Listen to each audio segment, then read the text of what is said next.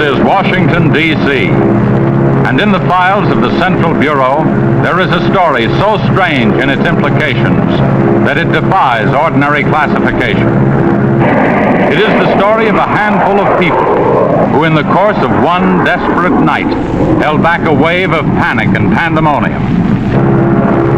It began after sundown, time 7:15, as Flight A Coast Patrol from Travis Field was returning to base. When the nightly Air Force transport pointed north toward Japan via the Great Circle route. While at sea, the Navy and Coast Guard maintained their usual round-the-clock vigil. And from the equator to the Arctic, the radar network swept the skies with eyes that never sleep. Time, 7:19. An unidentified object was picked up 200 miles southwest of Point Barrow, Alaska. 7:27. Unidentified object confirmed at Fairbanks, Alaska. Heading south-southeast, 170 degrees. Height, 75,000 feet. Estimated speed, 5,000 miles per hour. White warning. 7:39. Unidentified object 200 miles due west of Vancouver, British Columbia. Course 170 degrees. Height 60,000 feet. Estimated speed down to 3,600 miles per hour. Yellow warning. 7:54. First interceptor flight airborne. Point of interception, 80 miles due west of San Francisco, California. 7:55. Unidentified object past point of interception. Red warning. 8:11. Morro Bay, California.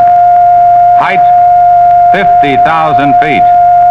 Estimated speed, 2,000 miles per hour. 8:15. Santa Monica, California. Height, 10,000 feet.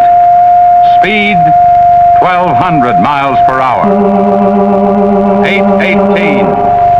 All traces of unidentified object gone. Red warning lifted. By 8:25 at the Los Angeles branch of the Communications Commission, reports of strong interference with radio and television reception began to pour in from the beach area. The monitors went to work immediately. Mobile units were ordered to converge on the vicinity of the disturbance. Pinpoint direction finding devices began to trace the trouble to its source.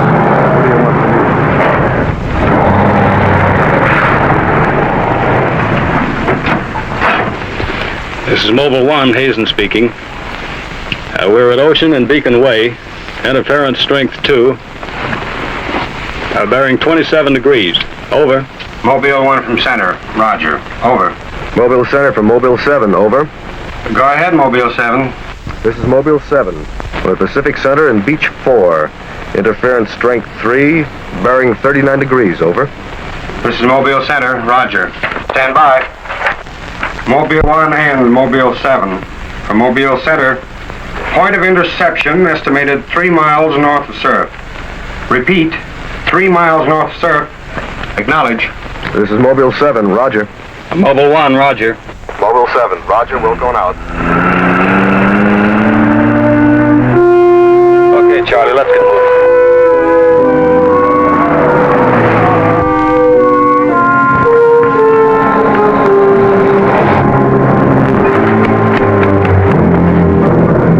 Yes, what is it? Take me to a phone quick. I need an ambulance. What's the matter? My husband and Pete out there in the picnic grounds just above the beach. They've been hurt. Well, this is the communications car. I'll phone it in from here. I'm Mobile 1 to Central, over. Did you make that out, Charlie? Not a word. I'm Mobile 1 to Central. I can't reach you. Repeat. We must be getting us all right. A Mobile 1 to Central. Have an ambulance sent to beach at Surf. Emergency. 2 men hurt. Acknowledge. Roger and out. I'm sure they'll be here soon now. Tell us what happened. Oh, this man, he just kept coming at us. It was awful. Who? I don't know. He was wearing a suit like a diver. Hurry, please. They're hurt. Charlie, you better wait here. I'll go down and take a look.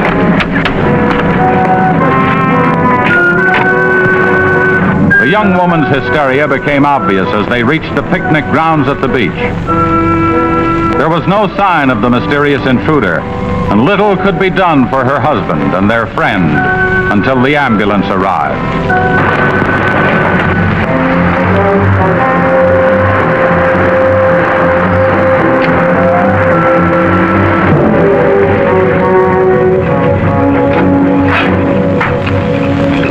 Hi, fellas.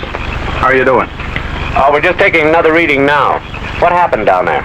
The police took the girl and one of the guys to the station. What about the other one? Well, he's on the way to the morgue. That was her husband. You're right on the button, Charlie. 44.7. Report back to Central if you find anything else. Charlie, grab that portable and check the beach, will you? Got it right here. I'll pick you up right here in about an hour.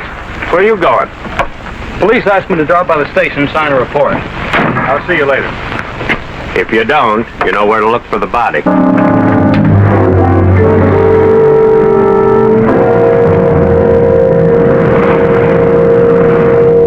Like I said, we were just starting to eat when we heard something tracking through the sand toward us. I looked up and couldn't see anything. Then Betty screamed. At what? I thought you couldn't see anything. At first we couldn't. Then this guy started toward us. What kind of a guy? How should I know? He was wearing some kind of a helmet over his head. He could have been a deep-sea diver or anything. All right. After you saw this diver, what happened? Well, we jumped up. Ed, that was Betty's husband, yelled at him to stop, but he just kept coming. I never saw anything like it. He didn't say anything. He just kept moving in. Then you say he attacked you. Oh, we didn't give him a chance. Ed grabbed a piece of wood and took a swing at him. That didn't stop him. He caught the end. That's all I remember. Just because a man's taking a walk, there's no reason to slug him. Besides, you don't look like a guy who frightens so easy. How would you feel if somebody with a crazy helmet with pipes sticking out of it came at you in the dark? And look, I know this sounds crazy, but there wasn't any head in that helmet. No head. No head at all. It's the truth. I think you need some coffee. I don't want anything. It's all the same to you, Lieutenant. I've got to pick up one of my men at the beach. Okay, thanks for coming down, Hazen. Hope I didn't put you out. No trouble. So long. You too. All right, let's start at the beginning. How well did you know the dead man? And his wife? Betty and I went to school together. I knew Ed a year. How long were they married? About a year. Wasn't her husband a little older than she? I don't know. But you said you and Mrs. Evans went to school together. And you never discussed anything personal with her? She did mention he was older, yes. How much? 15, 20 years. What difference does that make? That wasn't too hard now, was it? Where do you live? 629 and a half East Palm Court. Why? That's where the Evans live, isn't it? Yeah, I board with them. You do, huh? Now, Mrs. Evans is a good-looking woman. What are you trying to say?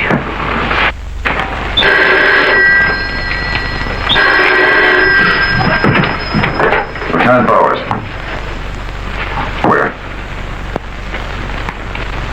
Yeah, I got it. I'll leave right away. Keep it on the murder. Near the beach. Keep an eye on this guy until I get back. What are you? You'll stay right where you are.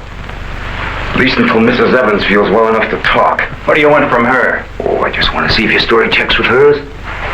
After all, you went to school together, remember?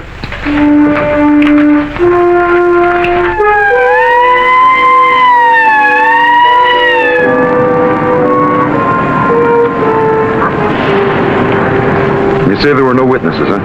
None yet. Anything missing? I don't think so. The cash register wasn't touched. Get a breakdown of the inventory as soon as you can. What about fingerprints? The boys are working on them now.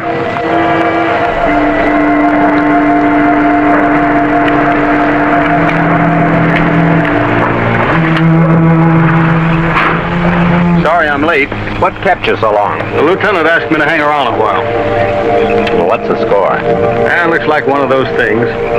Pretty girl, older husband, young boarder. Kid claims some guy without a head knocked the old man off. You don't say. Anything else? Yeah, he had a diver's outfit with horns. No. He's going to have to do better than that. How are we doing? I took a reading about 10 minutes ago. The radiation is going out with the tide. What about the radio phone? It's working fine again. I just got a call from Central. They said Mobile 7 picked up some new trouble northeast of here. Here we go again. Hop in.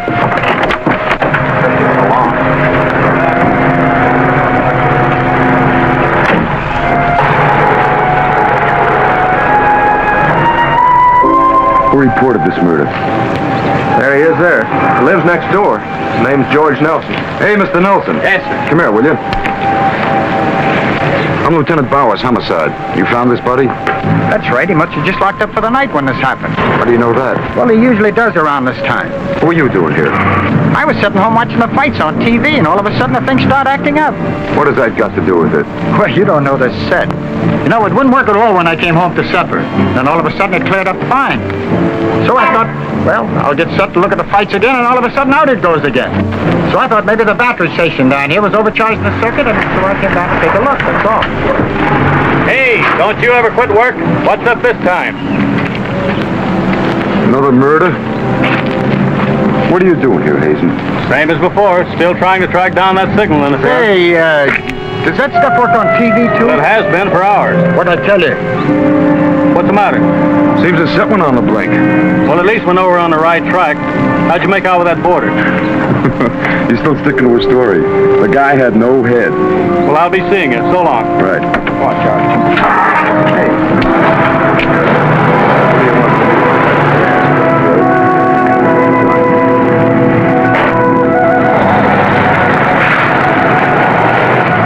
And so the communications team resumed its mission to track the mysterious interference to its source. Via accurate readings taken at regular intervals by stationary and mobile units, it was determined that the disturbance was moving in a northeasterly direction. By 10:34, Mobile Center had pinpointed the disturbance at the edge of the Huntington oil fields. Units 1 and 7 were instructed to close in.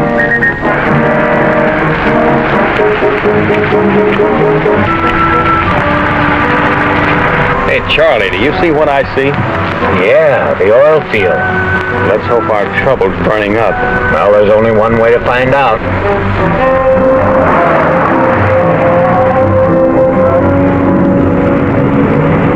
Look, Sarge, 2 murders and an explosion in one precinct is big news. Now, come on, you can't pin it all on the young boarder. Or can you? Very funny. Yeah? I'm Hazen of the Communications Commission. Oh, the lieutenant's waiting for you. Thank you. What's a wheel? You heard the man, Communications Commission. Tommy, this kind of interference happen very often? Never anything like this. It's on the move all the time. Need some hand with a transmitter in the car. It's not a transmitter. We don't get a definite disturbance, just interference.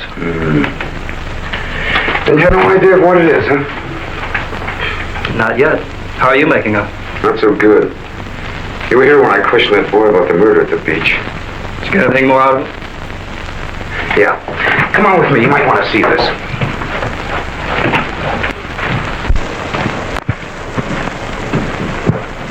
I see you're just about done. Thanks, you can go now.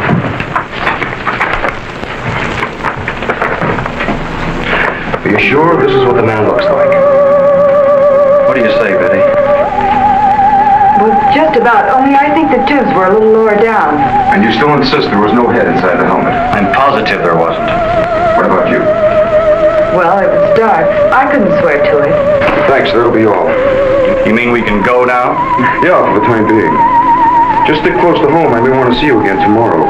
We'll be there. Come on, Betty. Kind of changed your mind about those two, haven't you? Yeah, I guess I have. Hey, look, bring in the old man, will you? Don't tell tell me you believe this story about this whatever it is. I know it sounds as phony as it ever did. But, sit down, will you please? You're the watchman at the Huntington oil fields? Oh, yes, sir. I've been with the company for over 22 years, sir. Yeah. Will you tell Mr. Hazen here exactly what happened? Well, sir, like I said before, I was just closing the gate for the night when I saw this fella coming up. I was never so scared in my life. Yes, go on. Well, it wasn't the man so much as the suit he was wearing. Well, he wouldn't stop when I hollered at him.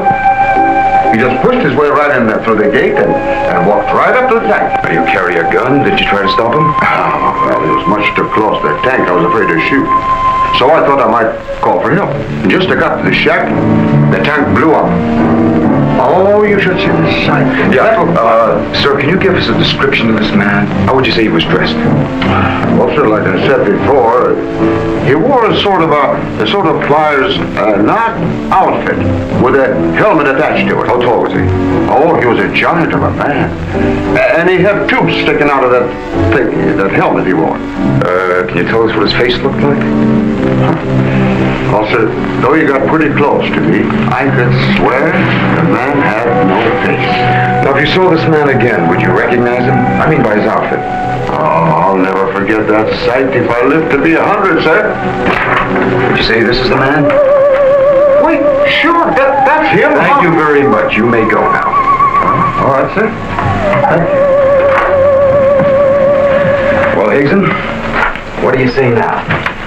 Beats me. The descriptions check all right. This could be some kind of flying suit. High altitude equipment. Yeah, that's what I've been thinking. Well, how do you explain that stuff about the missing head? No, we can discount that. These people were frightened. It was night. Nobody really took a close look at it. I guess you're right. But whoever he is, that outfit doesn't look like one of ours. Of course, he could have been dropped by parachute. You mean sabotage? Worth checking. I think we better wire a report to Washington, see what they say. You can use our teletype. I'll tip off the LA police to be on the lookout for something unusual. Hey, wait a minute. What about the press? Oh, I don't think they know too much now. We better keep it that way for a while at least, till we find out whether our friend is still around here. Well, if he is, I think we can find him for you. My hunch is that he's carrying something around that's causing all this disturbance, whether he knows it or not.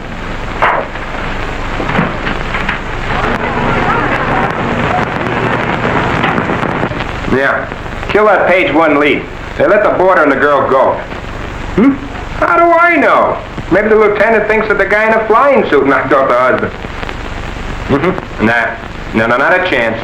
Not a chance of an exclusive on that picture. They're making a blanket release in the morning. Oh, there's a guy from the Communications Commission in there now. Yeah, I'll call you back later if there's anything new. Okay.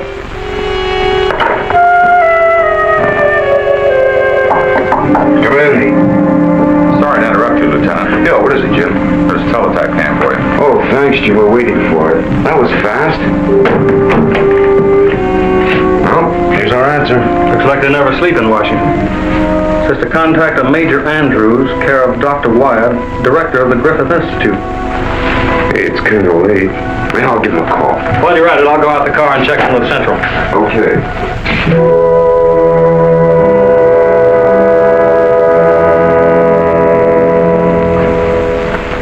Well, that's the story up till now. We got in touch with Washington. They told us to contact you here.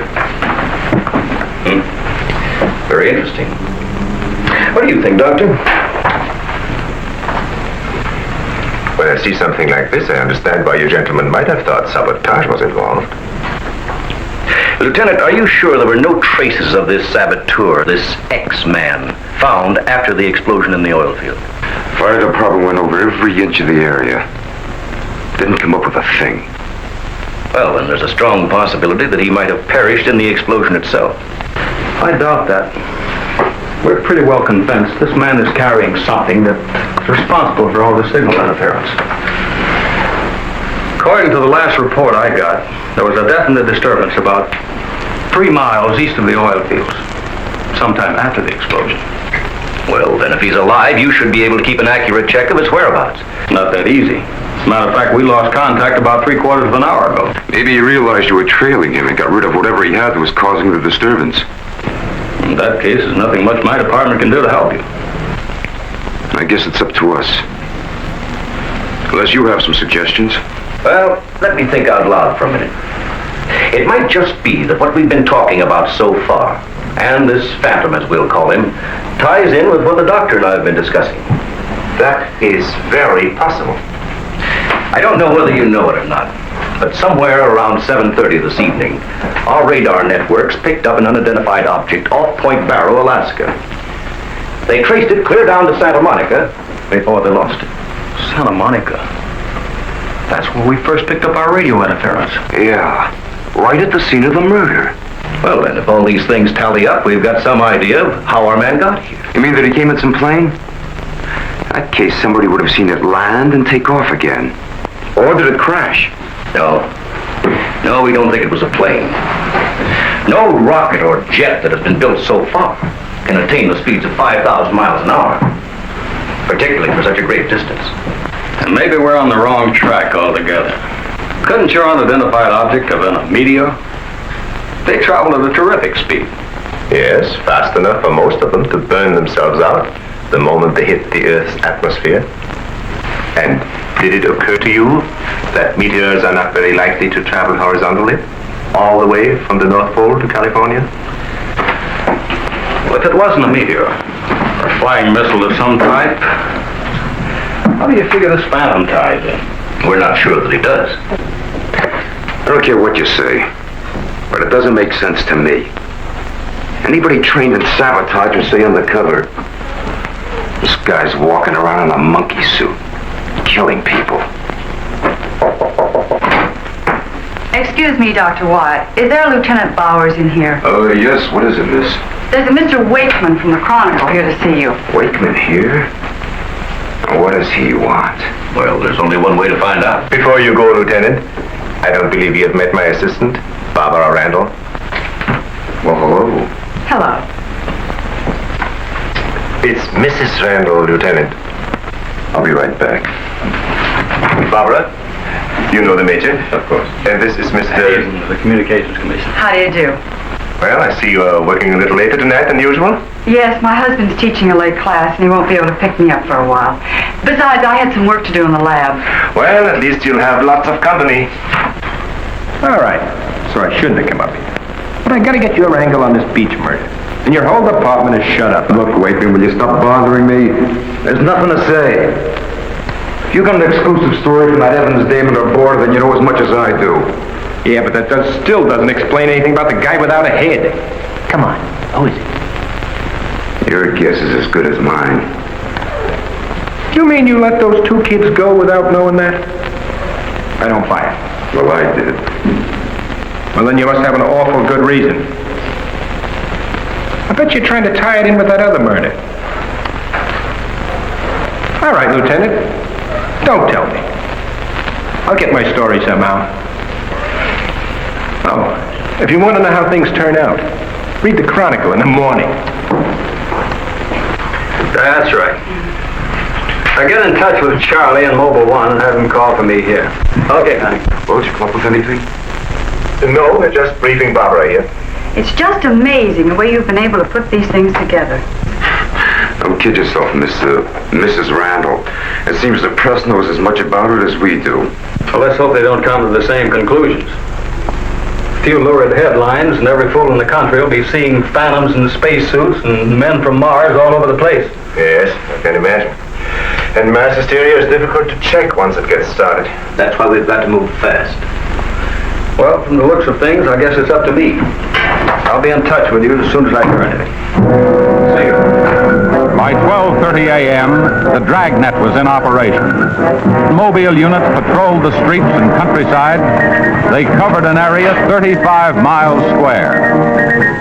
Special and sensitive equipment was prepared for action.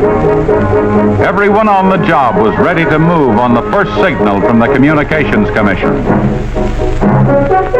Monitor Corona to Mobile Center, strength 4, Brickyard at 160th, moving toward oil fields. Contact your units. Over and out. Units 1 and 7 from Mobile Center. Units 1 and 7 from Mobile Center. Strength 4, interference at 160th in the oil field.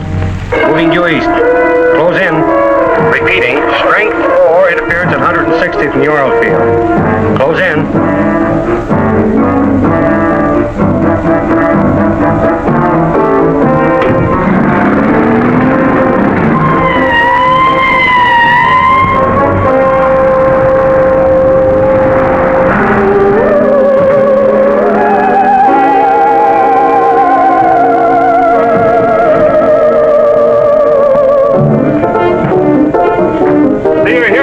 Just got here, trying to set this up. What gives, Hazen? It's in this area, all right. I thought the Geiger counted. Thank you, Doctor. Why don't walk over those oil fields? Well, it doesn't register as far as the oil field. I think we'll do better if we split up, man. Right, Lieutenant. You two go that way, Lieutenant, out here. Vince? Joe, you follow him. Come on, Doctor. And you? Oh, forget it.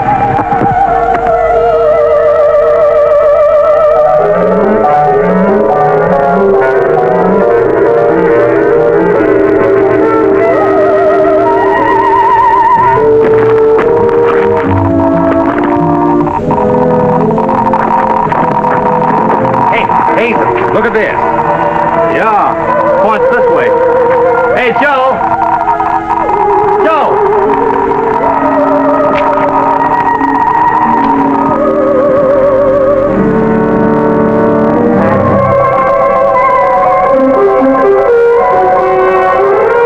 Hazen!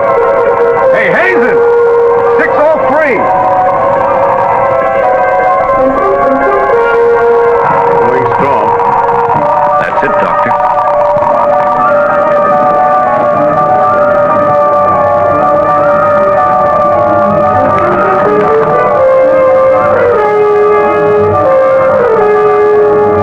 It's leading this way. Come on.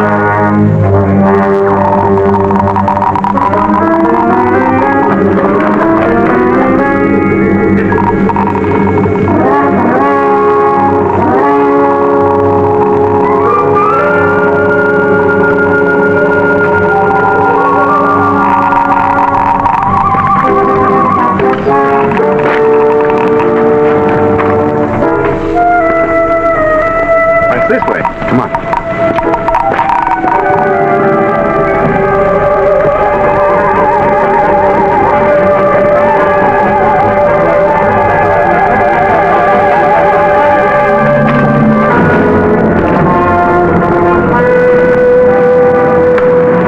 Come on.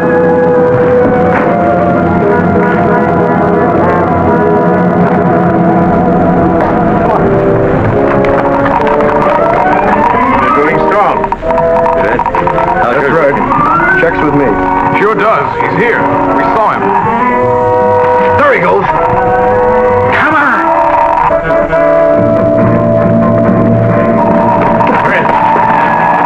Gotta be around here somewhere. Yeah, we gotta get on the roof. Vince, go get a ladder. Look out! Let's cut him off! Come on. They're on here.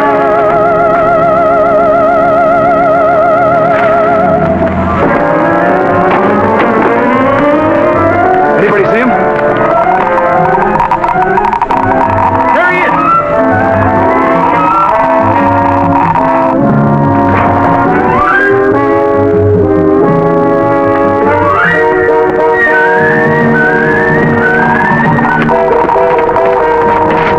Got him now. We'll give you 10 seconds to come out of there, starting now. 1, 2, 3, 4, 5, 6, 7, 8, 9, 10. We're going in. Couple of you guys cover the door. Come on.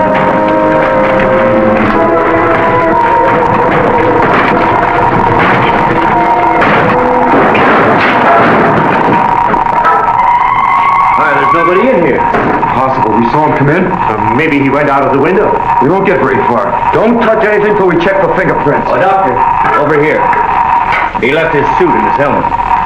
Hey, let's spread that thing out so I can get a good shot of it. Keep away, you fool. What's the matter? For your information, that's a Geiger counter, and it says hands off. I think you'd better wait outside. I just have a job to do. So do we. And I'm afraid ours will have to come first. There's no radiation from the helmet. But look at this. So that's what's been causing all the trouble. Charlie, you know where we can pick up a lead-lined box in a hurry? Well, Mobile 7 should have one. They're right outside. I'll take a look. Hurry it up, will you? Unbelievable. Now, we all thought that this phantom might be carrying some device which was causing all the signal interference. But to learn that it's due to the very clothes on his body. Well, that's not the only thing that bothers me. Did any of you get a good look at his face? Not me. He's too far away. Well, I did. Unless I'm mistaken, that helmet was empty. Hey, where am I going to put this stuff? Oh, put it in Dr. Wyatt's station. Yeah, we take it back to the Institute. Right. Find out anything? No, that's all right. You can handle that.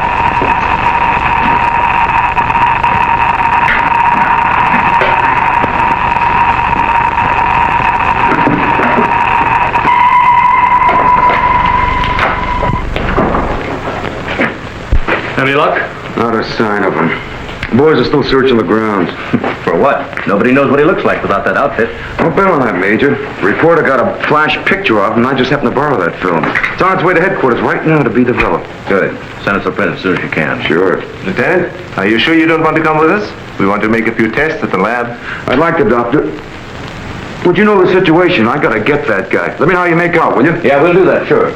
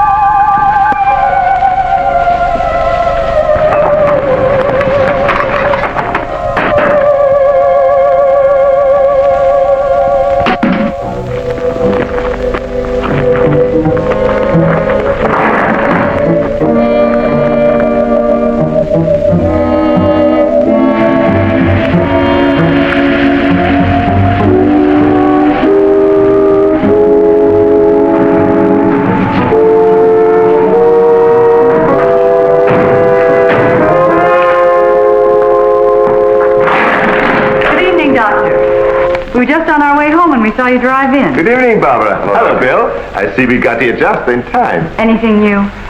Lots of excitement, but that's all. Major, you know Barbara's husband? Oh, of course. How are you? How are you? Yeah, it's a nice-looking dog you've got there. What's his name? His name?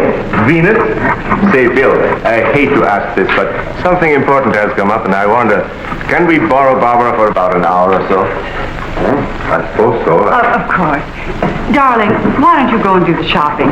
Here's the list. The market's open all evening. I may as well. See you later, honey. I'll take the dog and tie her up. Thank you, Bill. Good night. Good night. I'll give you a hand with it. Oh, thanks, Doc. Easy now. Look out for your fingers. All right. Look out now. Don't drop it. Ben, come back here! Ben, come back here!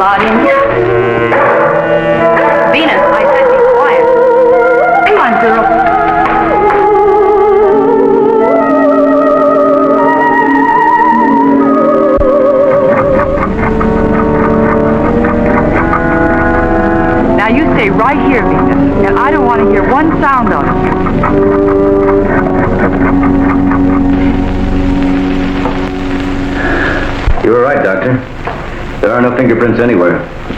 What's all this? Hey, don't touch anything. You better put some gloves on. Our friend, Mr. X, left this suit at the oil refinery. You mean you were that close to him and you didn't catch him? I'm afraid so. That's up to the police now. Hand me those shears. I want to cut up this material to work with it.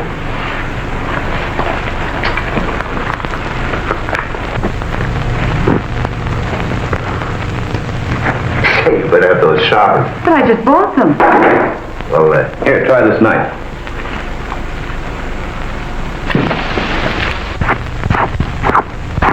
that still won't cut. Let me try.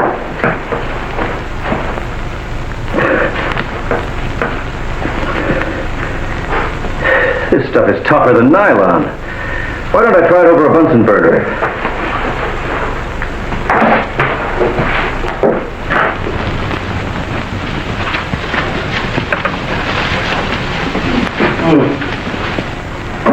It doesn't burn either. Let's take a look at it under the microscope. Look, it's magnetic. Magnetic. Here, Radioactive. And apparently indestructible. Thank you.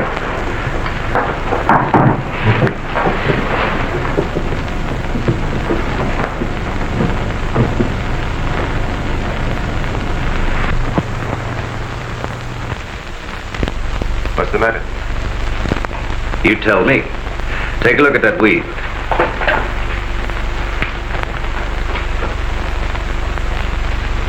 What weave? There is none. This material is one solid mass. may I see it?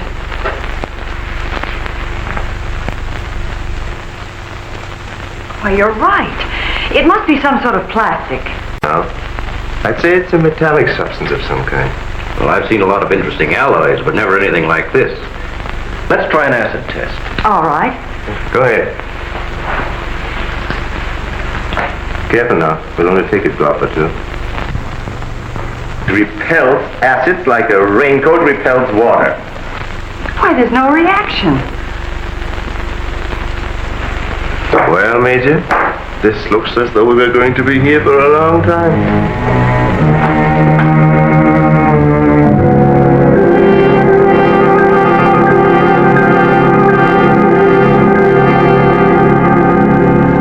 Now we have it. The helmet is not radioactive. The suit is. There is no doubt. This spacesuit is conditioned to function above 63,000 feet. The human blood would boil, resulting in the body expanding to twice its size. And death, of course. I know. And it must withstand pressure and counterpressure. Also, it must be so supercharged it can function in thin atmosphere. Now, let's see what it is that is left in this breathing apparatus. Well, how are you doing? The gas from the helmet tank breaks down to 11% methane. Ordinary marsh gas? What's the rest of the formula? No, that's where I'm stuck. I can't figure it out. It just doesn't respond to any of the usual tests. Well, how could anyone exist on that combination of gases? You and I couldn't.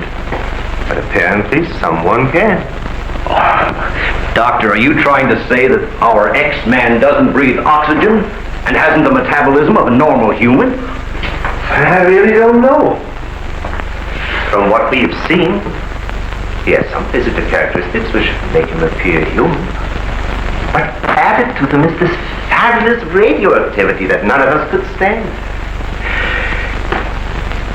I am puzzled.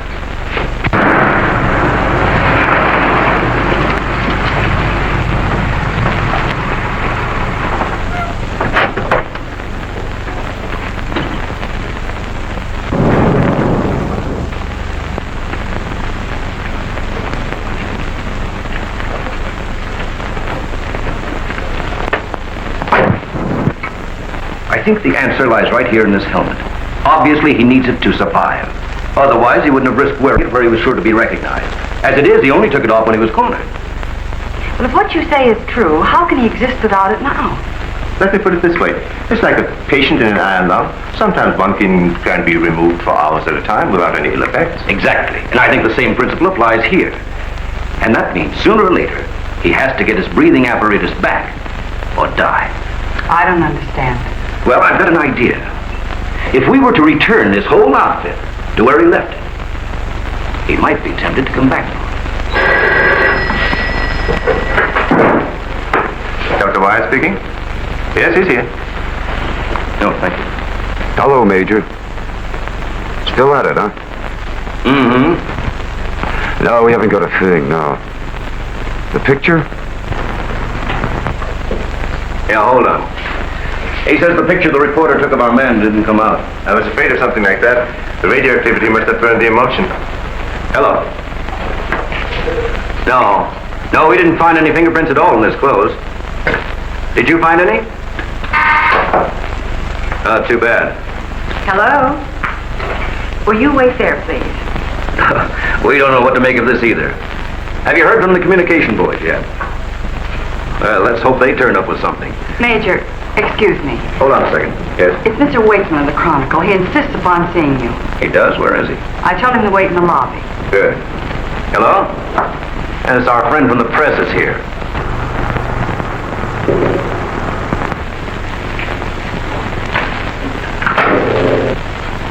Don't worry, I wouldn't dare let anyone in on anything.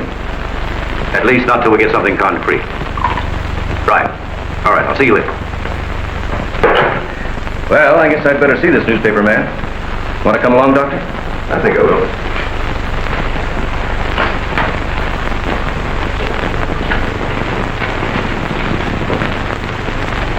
Oh, hello. Remember me? Certainly, yes. A nice lot of gadgets you got here. We think so. What's on your mind? Well, I was wondering if you might let me take a couple of pictures of that suit you brought up here. I'm sorry, we can't do that. Oh.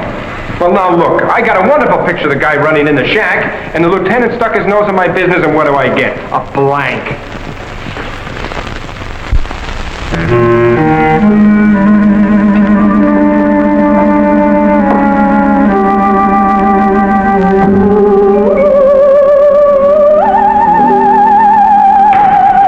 Is that you, Doctor?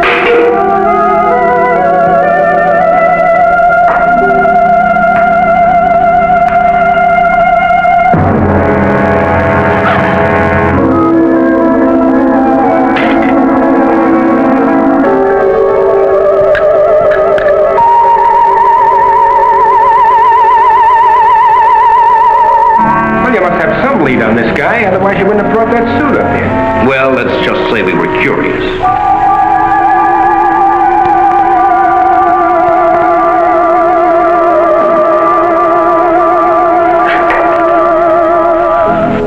Hello, Bill. My breakfast soon? Isn't Barbara through? I don't know. If she's still in the lab, why don't you go up and see? I will.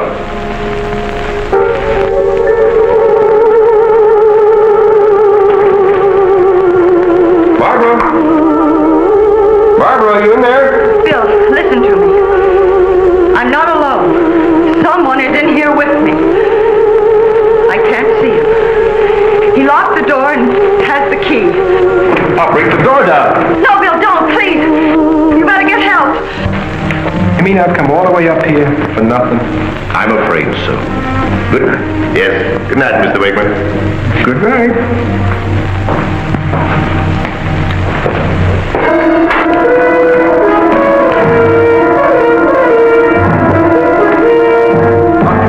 Major, come quick. What's the matter? What's the matter? Where's Barbara? In the lab. The door's locked and there's someone in there with her.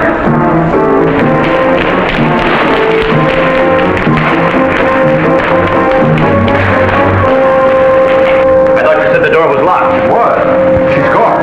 Oh, cover the main entrance. That's the only way anybody could leave. I will. Well, in that case, we would have seen her on our way up. Well, then she must still be in the building. We'd better split up. I'll take the roof.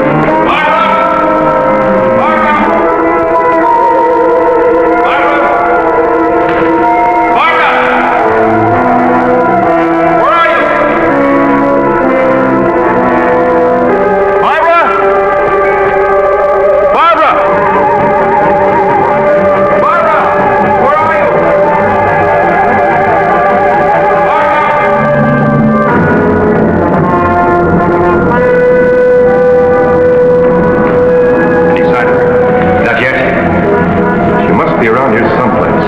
Now, you stay here. Watch the main entrance. And I'll check the basement. All right.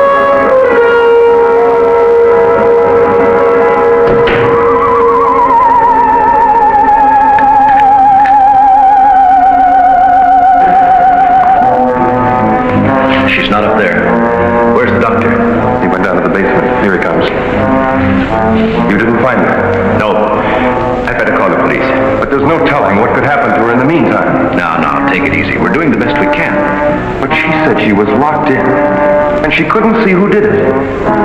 Can you explain that? No, not yet.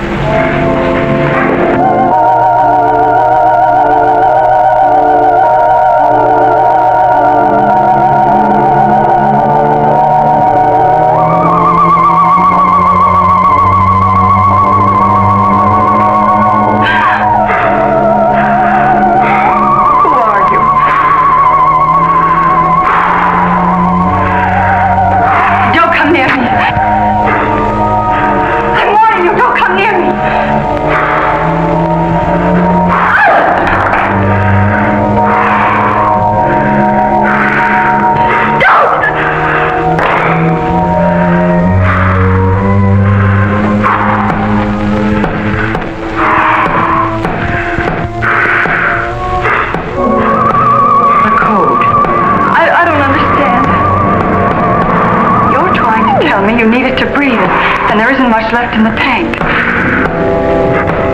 1, 1, 2, 1, 1, 2, 3.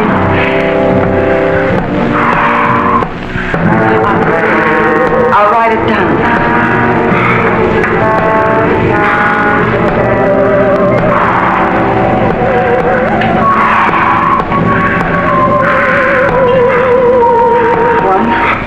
One, 2, 1, 1, 2, 3.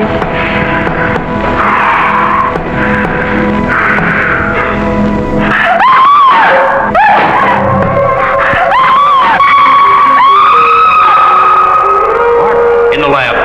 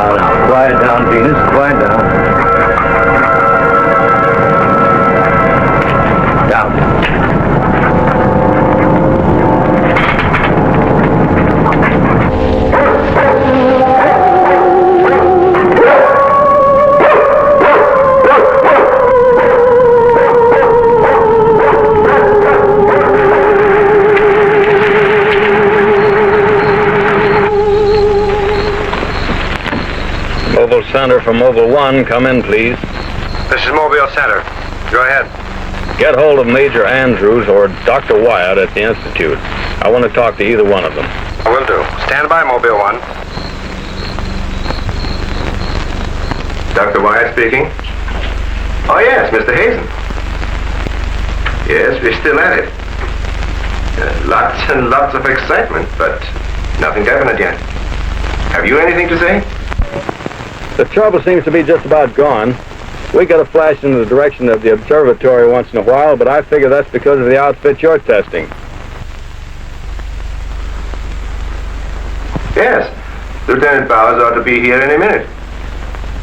Of course. How long will it take you to get up here? Good. See you then.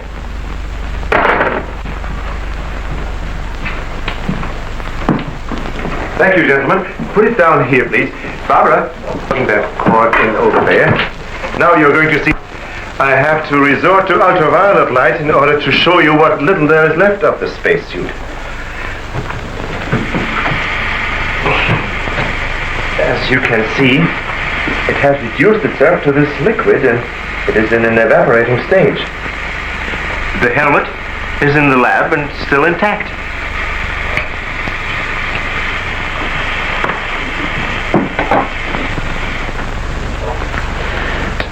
This is amazing. All the radiation in this suit would be fatal to a normal human being wearing it. Of course. And furthermore, our respiratory system could never simulate gases such as we have found in that breathing device. Well, then we have to assume our so-called X-Man carried his own atmosphere with him. Excuse me, but as a matter of curiosity, why do we refer to this thing as a him? I thought it was invisible.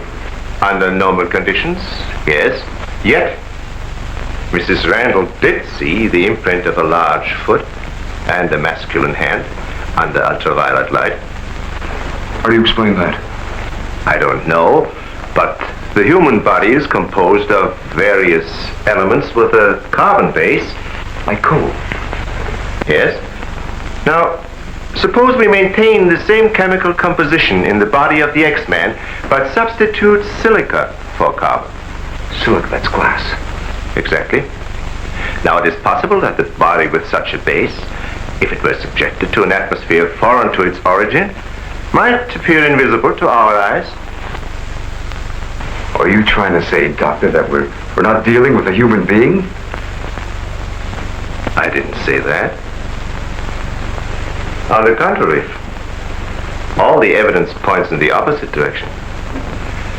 Toward a superhuman with an intelligence far superior to our own. How can you tell?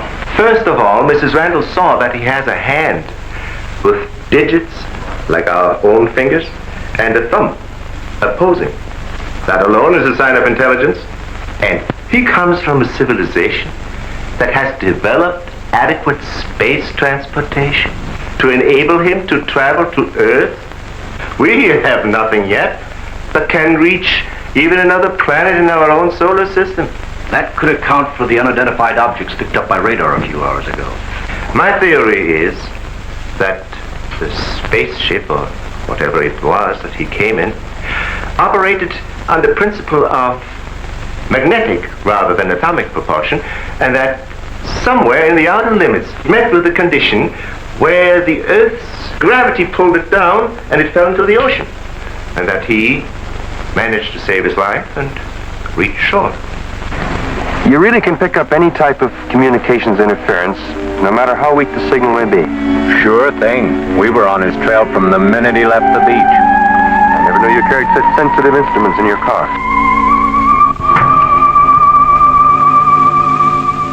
What you told us is very interesting, Doctor. But I've got to make an official report to headquarters. Are you willing to be quoted that the criminal we're after is a creature from another world? All I can say is, we know that our Earth is not the only planet capable of sustaining life in one form or another. You can quote that. All I've got to go by is some footprints in a hand. That isn't much. No fingerprints, no description, no nothing. And we're after a killer. Has it occurred to you that our X-Man has no apparent motivation for his acts? and might therefore not be an intentional criminal at all. You have a point there. Hey, wait a minute. Come to think of it, the young boarder we suspected, he did say that the girl's husband threw the first punch. So? So that could have been enough to provoke the strange creature. And the same could have happened at the second murder. Sure. But what about the fire in the oil fields? Evidently, our man sensed the presence of some gases, which he thought might be utilized in his breathing apparatus. Yeah, that could account for his presence at the oil refineries, where something went wrong, causing the explosion. Too bad he got wise to us and took off his uniform, or we'd have been able to catch up with him by now.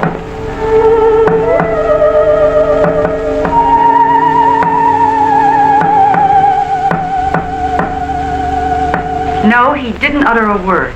But I'm convinced he was trying to convey a message to me. He kept tapping out a code. I wrote it down. Let me see that, please. Doesn't make sense. Well, it may be based on some mathematical system we know nothing about. But he was trying to tell us something. Why did he run away?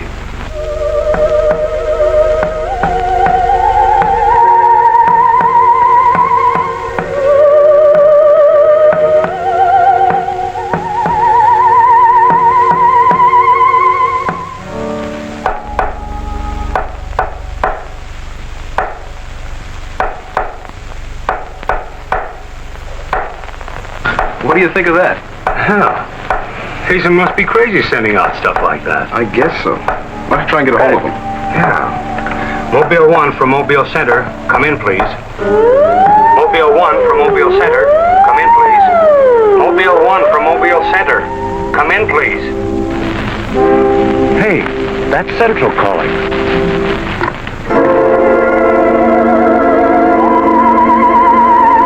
You better stay here by the car. I'll go tell Hazen. Yes, Colonel Powell. Of course, I'll mail you a complete report first thing in the morning. Yes, sir, thank you. Oh, and I'm awfully sorry to have disturbed you so late at night. Right, good night, sir. He's around here, this invisible guy. He was in the car. How do you know? I was talking to Randall outside when I heard Central calling. Before I could get over to answer, I saw the door open and shut by itself. He's desperate. For all we know, he could be trying to send a distress signal to his home base, wherever that is. Well, let's hope he doesn't get through. We've got enough problems with just one of those guys. Well, at least we know he's surrounded the vicinity, and it's obvious what keeps him around. Of course. He's got to come back for what little gas there is left in his helmet. And when he does... Oh, please, the most important thing is to take him alive. If we can only make each other understand, there's no telling how much science can profit. I'll go along with that, Doctor. But I've got to make sure that once he's cornered, I'll be able to hang on to him. I think we're all agreed on that. All right, good, then we must see it from his angle. He's in an alien world. No doubt we are as frightening to him as he is to us. Now, the most important thing, then, is to keep calm at all costs and do nothing to provoke him. Immediately, a simple plan to trap the Phantom went into operation. All obstacles to his entry were removed. To erase any possible suspicion, the doors were left unguarded, and inconspicuous electric eye equipment was set up. All this was connected to a makeshift control board, which would immediately signal the exact location of the trespasser. Now, there was nothing to do but wait. The one road leading to the Institute was blocked off to make certain no outsider would upset the plans or interfere in any way. What's the big idea? Sorry, nobody's allowed through here. Who says so? Lieutenant Bauer's orders. Oh, is he up there? He might be. Well, you get word to him that Joe Wakeman of the Chronicle is here. Sorry, bud, I can't leave. Oh, what about them over there? Hey, you over there. Me? Yeah. Aren't you the guy from the communications outfit? Didn't I see you down at the oil fields a couple hours ago? What of it? You got anything to do with this? Well, you'll have to ask Lieutenant Bowers about that. How can I if he won't see me? That's a good question.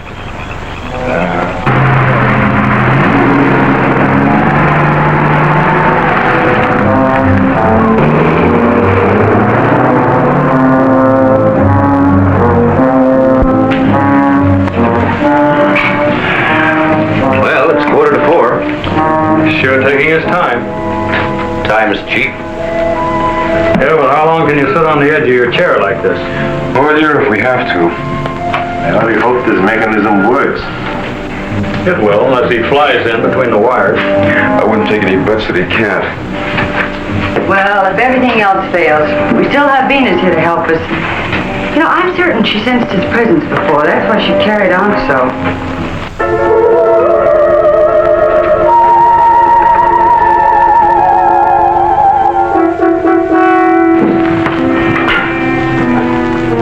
What's the matter, Lieutenant? Is this thing getting you? Oh, no. I'm just thinking about public reaction to all this. I'll give something to the press by morning.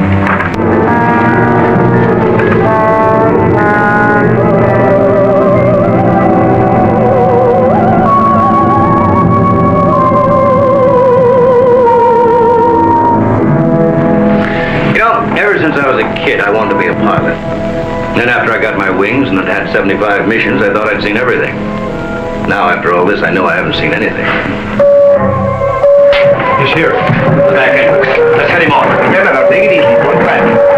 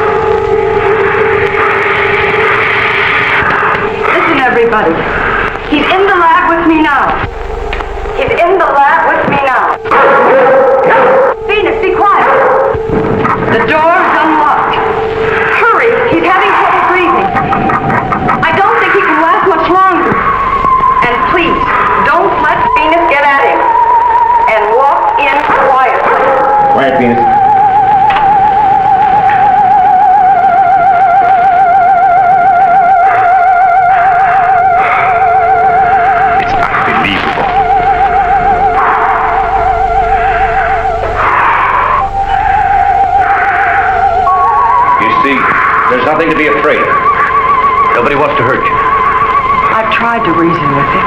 I feel he understands, but he can't speak.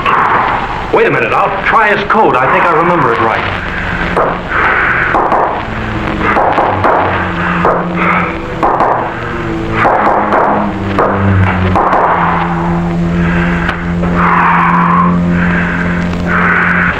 Better plug in the ultraviolet light.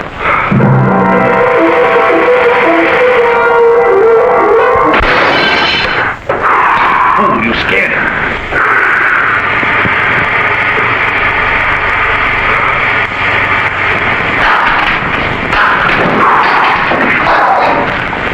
There goes Venus.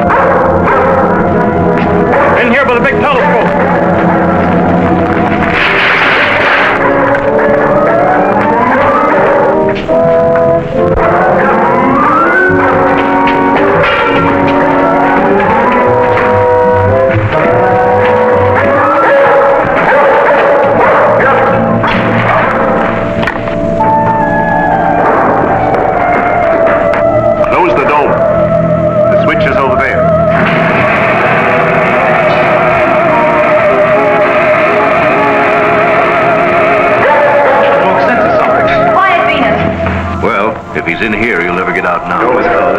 This is what I've been waiting for. Please, Lieutenant. This is our last chance. We have to take him alive. Plug in the lamps. There's an outlet here.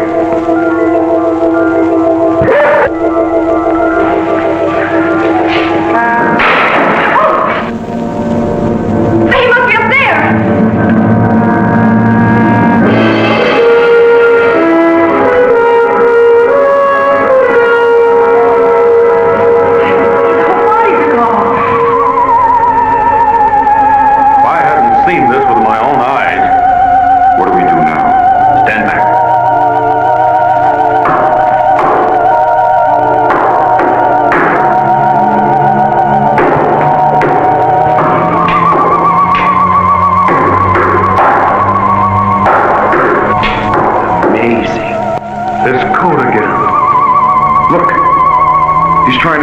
No sound is coming out of his mouth.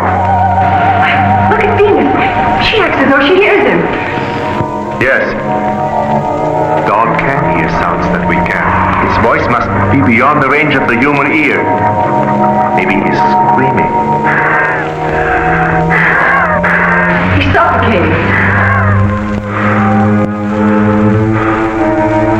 The glow, it's almost gone.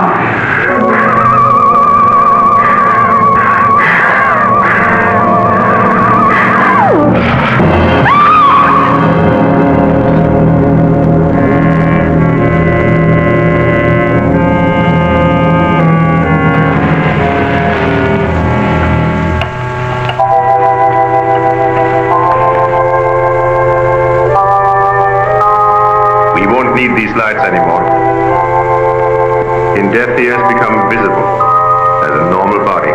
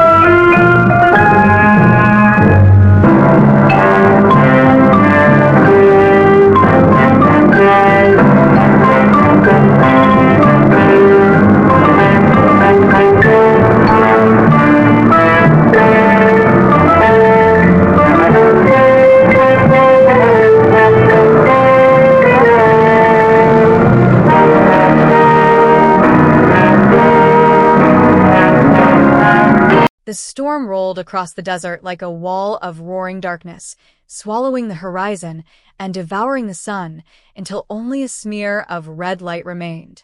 At its edge, half buried in sand and time, stood the ruins of Astara, the lost observatory of the first astronomers.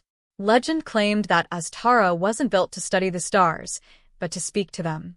Kai, a young researcher obsessed with the ancient empires, arrived at the crumbling entrance moments before the storm hit, driven by a discovery no one believed, a stone tablet carved with a star map that didn't match the sky of any known era.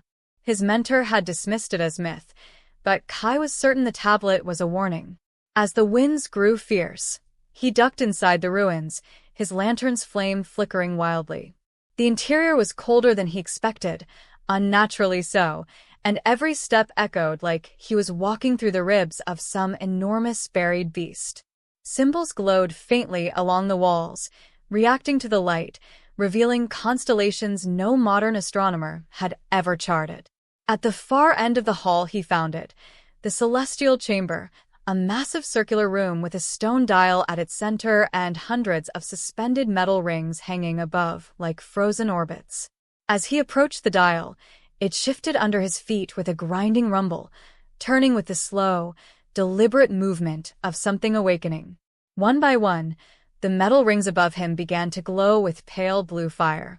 And then, as the storm outside roared like a living creature, the ceiling opened, not upward, but inward, peeling apart like petals to reveal a sky that Kai knew wasn't the sky above the desert. There were stars, yes, but arranged in patterns he had seen only once before, on the tablet he carried in his pack. The observatory was aligning itself with a long-lost sky. The air vibrated. The stone dial released a pulse of cold light that swept through the chamber, and a distant voice, a deep, resonant whisper, echoed from everywhere at once. The gate of Astara awakens. Heed the path. The Sundered One returns. Kai froze, his breath trembling. The storm outside wasn't just weather. It was something being summoned. The blue fire blazing through the suspended rings intensified, casting Kai's shadow in a dozen directions at once. The stone dial beneath his feet vibrated, spinning slowly as if trying to align him with some unseen constellation. Kai stumbled back, gripping the edge of a cracked pillar as the whispering deepened. It wasn't one voice anymore, dozens layered together, ancient and hoarse, speaking as though from the depths of the universe. The walls shivered, shedding centuries of dust to reveal murals hidden beneath, towering figures made of starlight, bending the heavens with their hands, a great rift tearing across the sky like a wound, and at the center of it all, a lone being with a shape almost human but crowned in spirals of light, the Sundered One. Kai's lantern flickered violently. The central dial split open with a thunderous crack, revealing a hollow core filled with swirling pale mist. The mist rose in a slow column, twisting into faint outlines, shapes of cities, mountains, oceans, but none of them from Earth. Kai stared, breath caught in his chest. The images sharpened, a colossal city with towers like needles piercing the sky, people dressed in robes of woven starlight walking through streets paved with glass, an immense gate standing at the city's heart, shimmering like liquid silver. Then, abruptly, the vision fractured. The bright city darkened. The sky above it ripped apart in a spiral of crimson. And through that tear came the silhouette of the Sundered One, its body splitting and reforming like unstable matter. Panic erupted in the vision, beings fleeing, the gate failing, the world shaking until everything dissolved into white static. The mist collapsed. Kai fell to his knees. This was no myth, as Tara's astronomers had witnessed an apocalypse from another world. Or perhaps to future.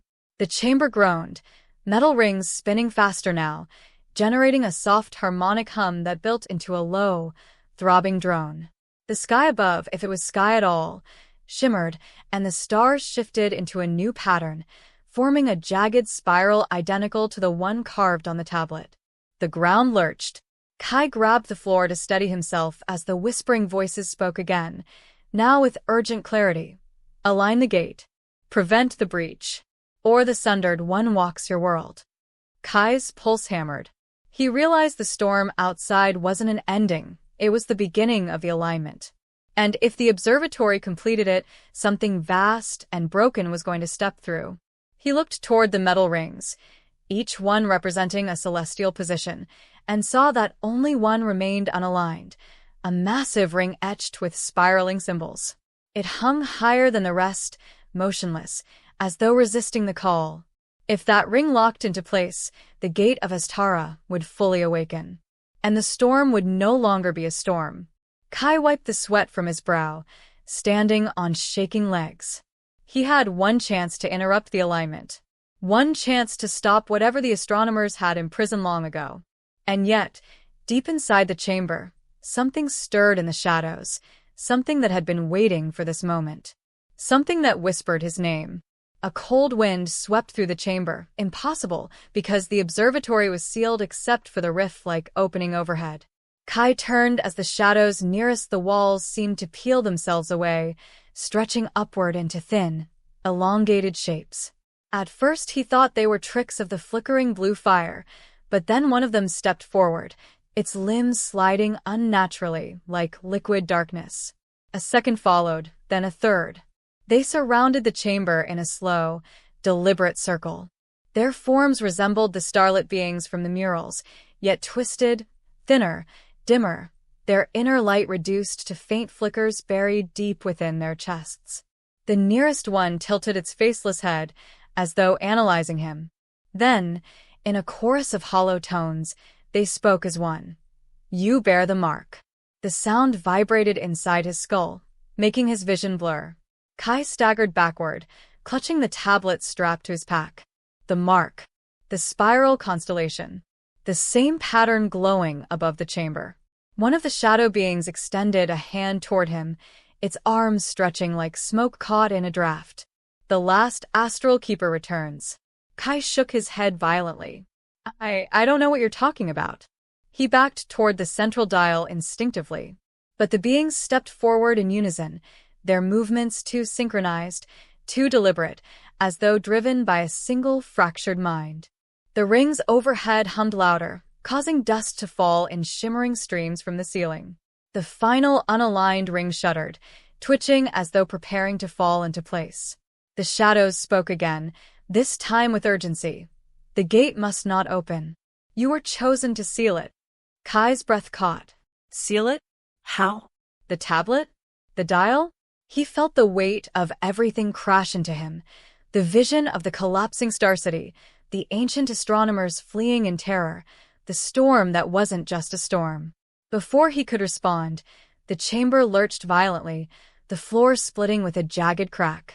A burst of blinding white light shot upward from beneath the dial, forming a thin column that pierced the rotating rings. The entire ceiling vibrated with a deep celestial tone that rattled Kai's bones. The final ring glowed, brighter and brighter, drawn into alignment like metal to a magnet. Then the shadows recoiled as a new presence filled the chamber.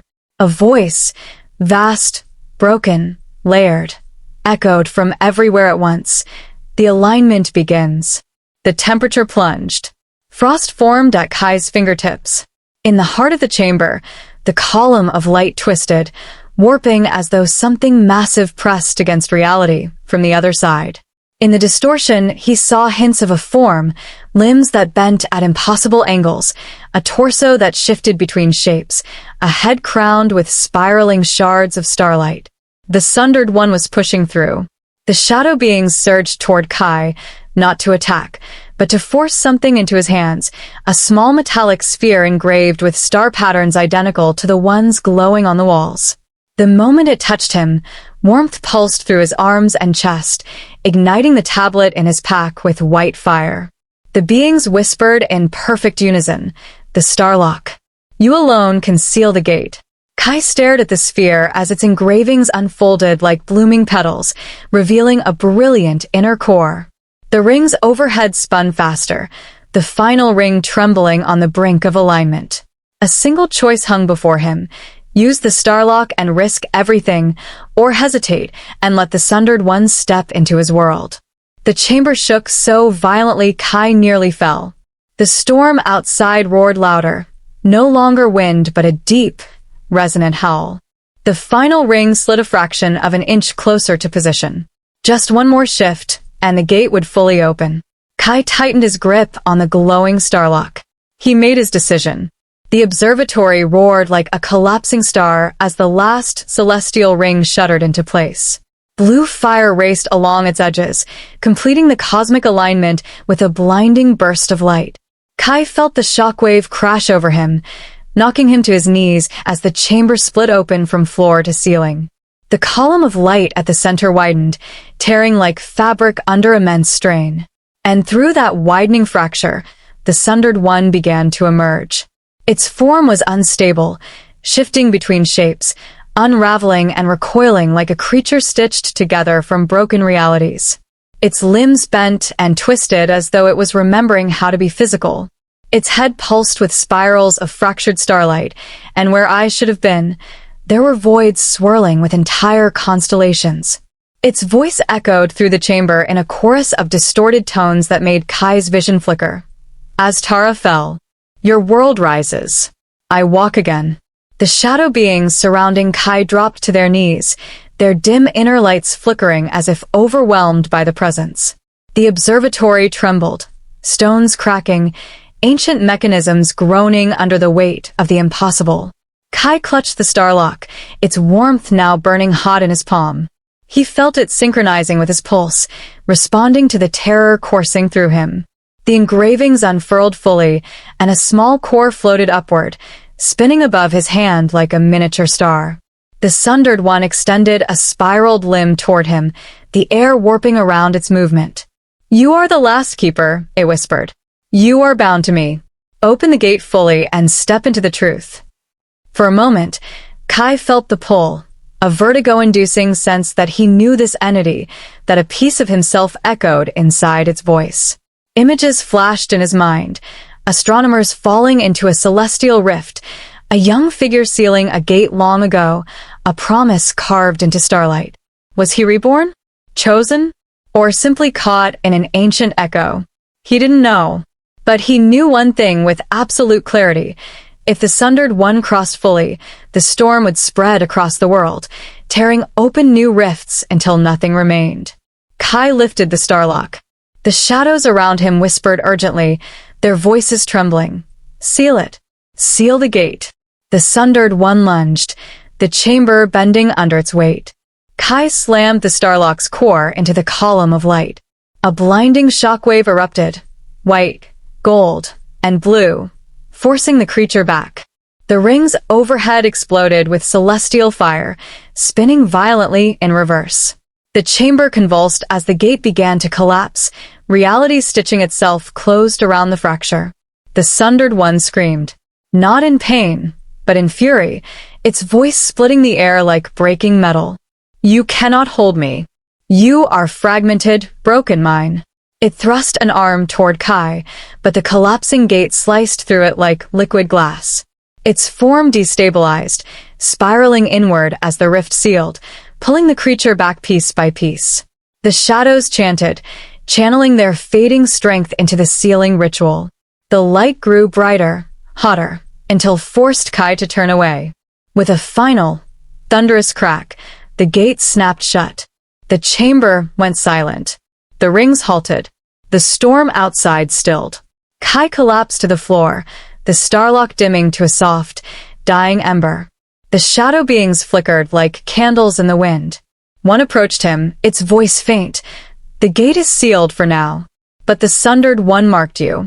You carry its echo.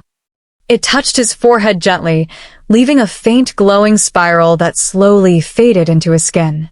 Be vigilant, keeper. The stars will shift again.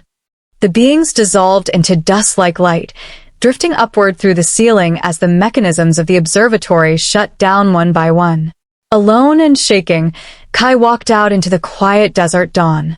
The storm was gone. The air was still. But as he looked up, he noticed one star, just one, glowing brighter than the rest, pulsing faintly in a spiraling pattern.